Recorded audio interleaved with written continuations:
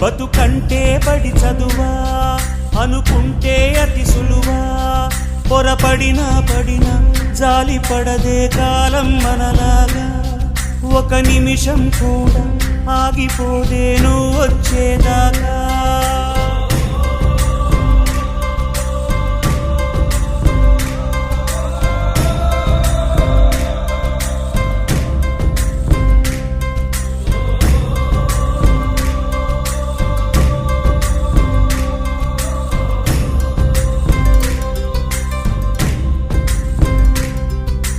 కలలుండని కడలేదని అడిగేందుకే తెలివుందా